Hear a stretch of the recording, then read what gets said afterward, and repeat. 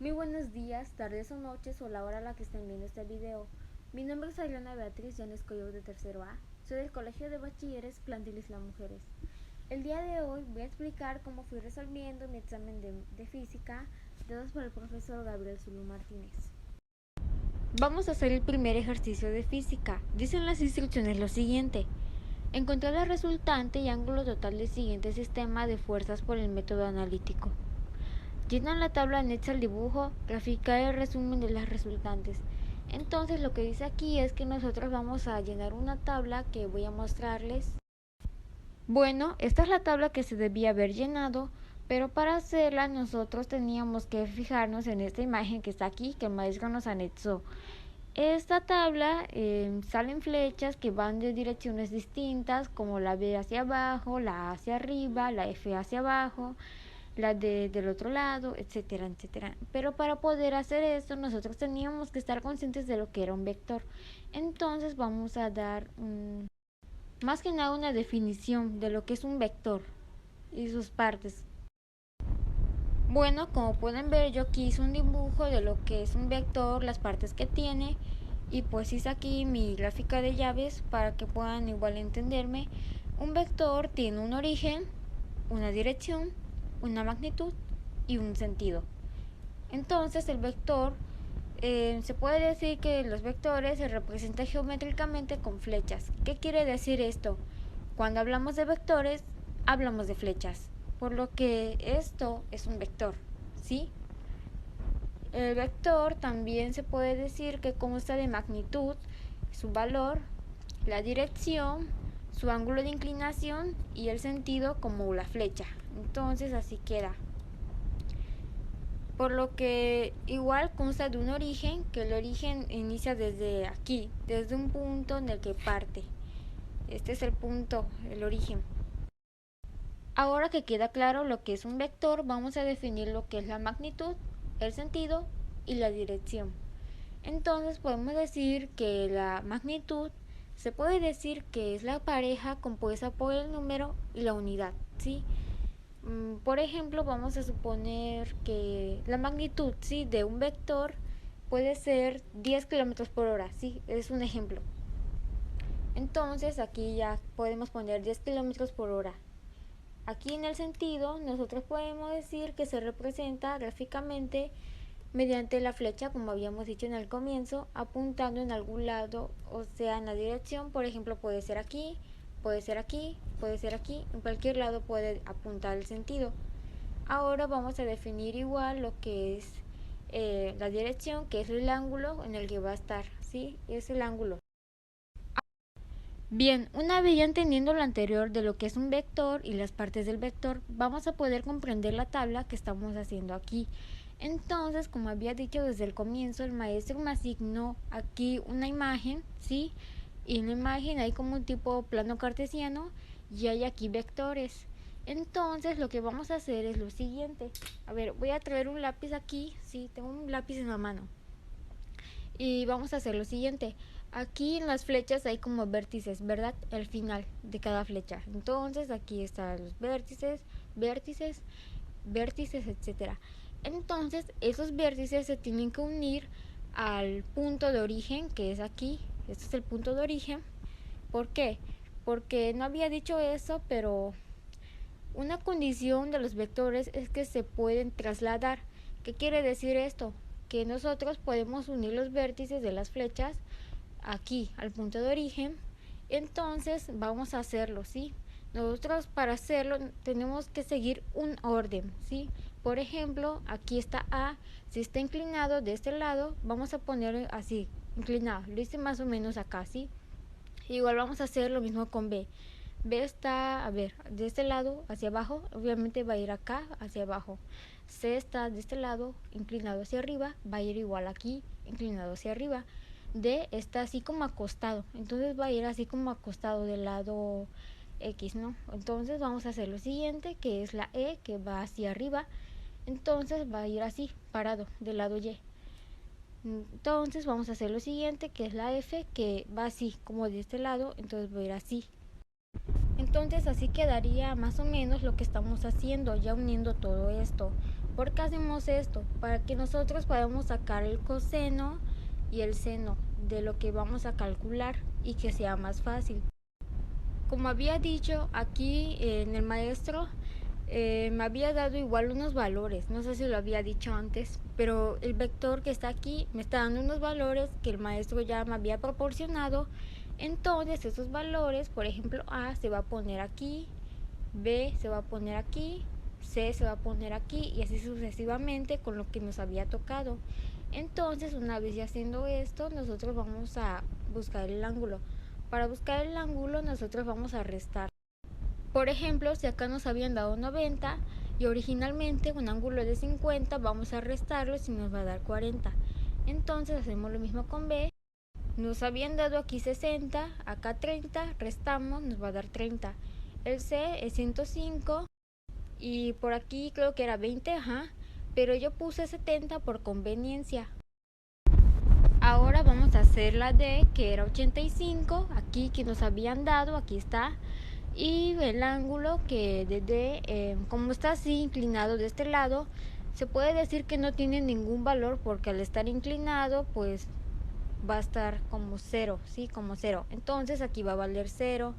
Ahora vamos a hacer E, que vale 115, aquí que nos habían dado. Vamos a buscar E, aquí está. Entonces la E no tiene un valor tampoco, va así parado. Entonces como está parado del lado Y igual vale 0, entonces aquí valdría 0. Y F que es 120, entonces vamos a buscar 120, aquí está, va hacia abajo y vale 35, ¿ok? Ahora vamos a hacer lo siguiente. Como ya hemos finalizado con este lado de la tabla, vamos a poder usar el coseno con todos estos. Entonces, para poder hacerlo, vamos a poner 90 coseno de 40. Entonces, vamos a poner el valor que nos dio y ya. Así vamos a hacer con todos. Pero cuando pongamos ya el valor de estos, vamos a poner si es negativo o positivo.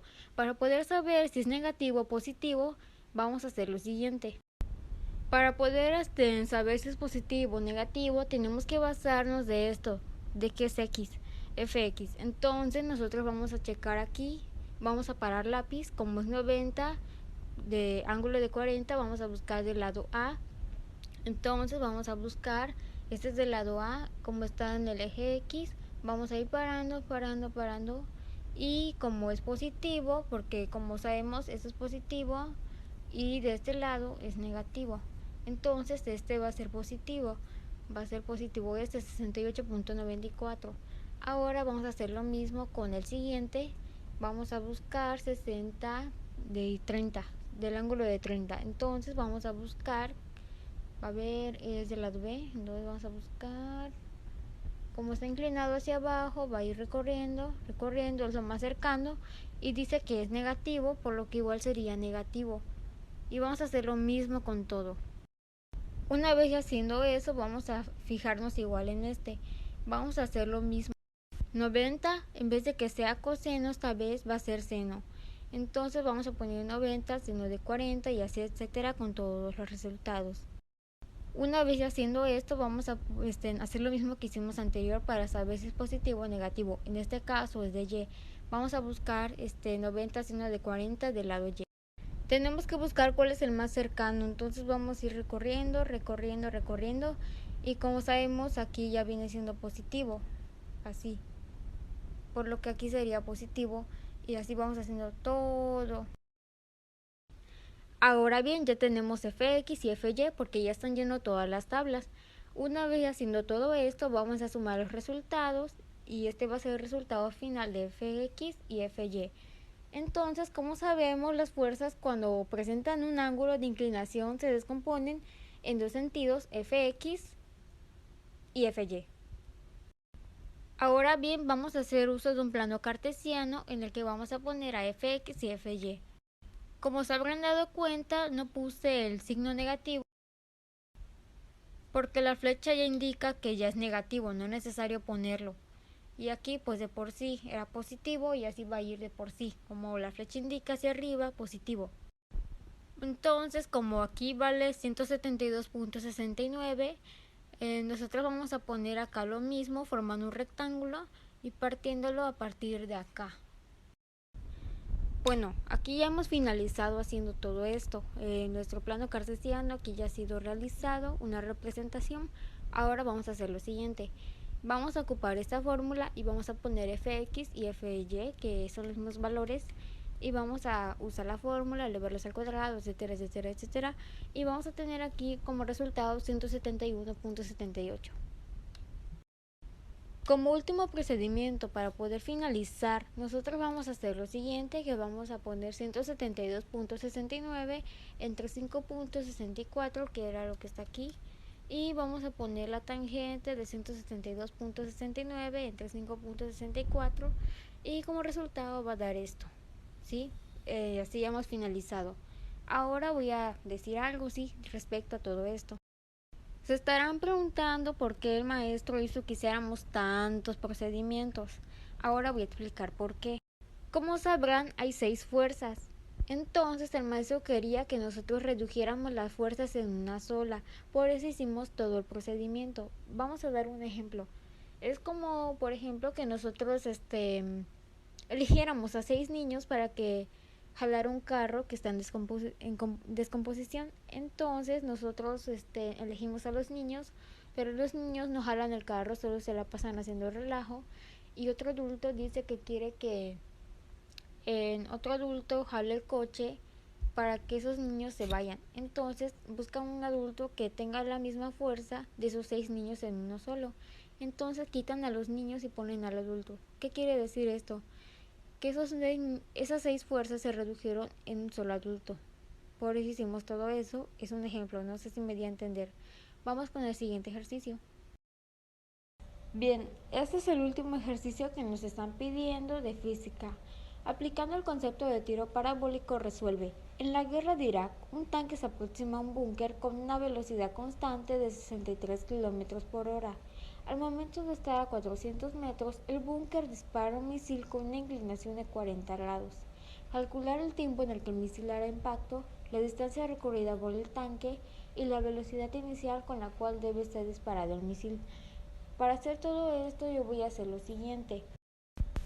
Yo empecé por poner todo lo que me están pidiendo, mis datos en forma de ya como un dibujo, ¿sí? Que está aquí grafiteado. Por ejemplo, que dice que se aproxima a un búnker con una velocidad constante de 63 km por hora. En este caso yo lo puse así, 63 km por hora.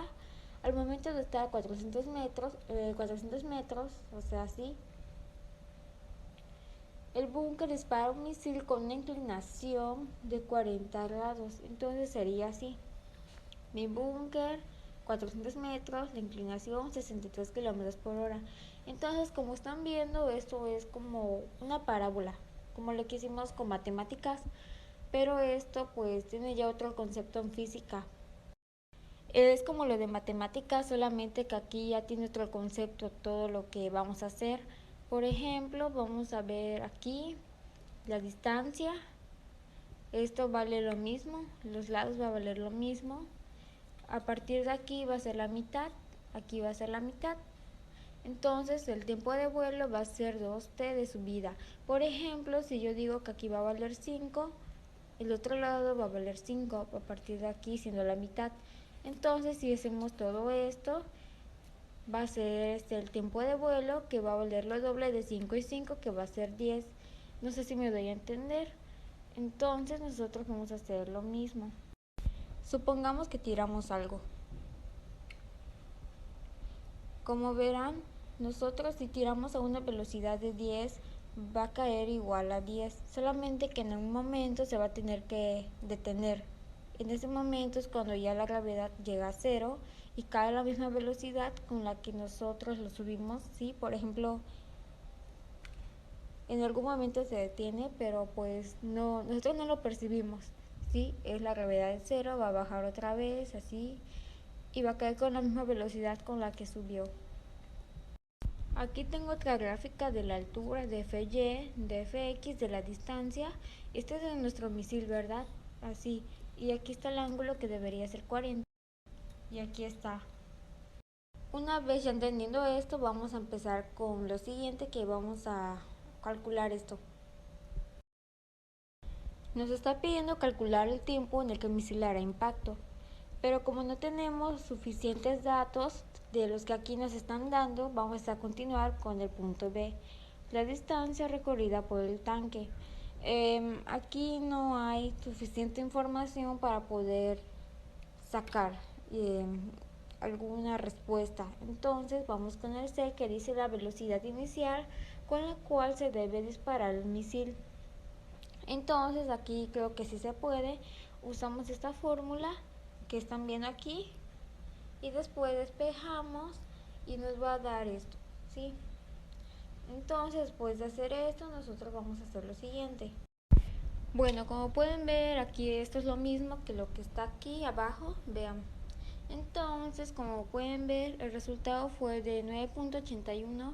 Entonces vamos a usar la fórmula, vamos a seguir despejando, bajando, bajando, bajando. Y este es el resultado de C de 63.11 metros sobre segundos. Entonces vamos a hacer lo siguiente, perdón.